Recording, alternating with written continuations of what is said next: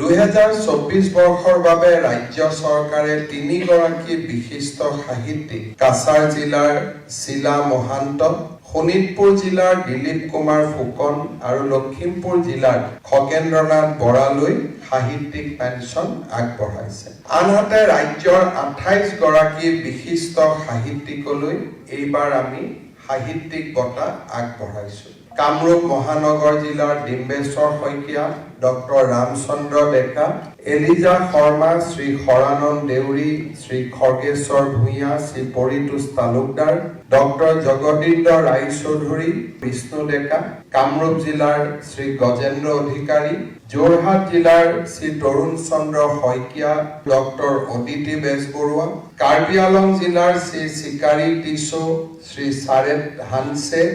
ঋতুৰাজ বসুমতাৰী, কাছাৰ জিলাৰ ডক্টৰ হিমাশিষ কুমাৰ ভট্টাচাৰ্যী, বৰপেটা জিলাৰ শ্ৰী হৰিদেৱ পাঠক, গোলাঘাট জিলাৰ শ্ৰীমতী মিনতী দলে, শ্ৰী পবিত্ৰ বৰবৰা, বঙাইগাঁও জিলাৰ কৰুণাকান্ত ৰয়, দুলিয়ানা জিলাৰ শ্ৰীমতী জুলিয়ানা বেগম, শ্ৰীভূমি জিলাৰ শ্ৰী ব্ৰজগোপাল সিনহা, গোৱালপাৰা জিলাৰ শ্ৰী চাৰু মোহন ৰাভা, শ্ৰীমতী গীতা দাস, নগাঁও জিলাৰ শ্ৰী চন্দ্ৰকান্ত শইকীয়া, শ্ৰী দুলাল চন্দ্ৰ দাস, শোণিতপুৰ জিলাৰ শ্ৰী মানিক বৰা, বিশ্বনাথ জিলাৰ শ্ৰী খেমৰাজ নেপাল আৰু তিনিচুকীয়া জিলাৰ শৰৎ চন্দ্ৰ চিৰিঙক এইবাৰ আমি সাহিত্যিক বঁটা আগবঢ়াইছো। ৰাজ্য চৰকাৰে এইবাৰ কিছু নিয়মৰ পৰিৱৰ্তন ঘটাই যিসকলে চৰকাৰী বিভিন্ন ধৰণে চাকৰি বা আন সেৱাৰ বাবে চৰকাৰী পেঞ্চন লাভ কৰে, তেওঁলোকক এইবাৰ আমি সাহিত্যিক পেঞ্চনৰ পৰিৱৰ্তে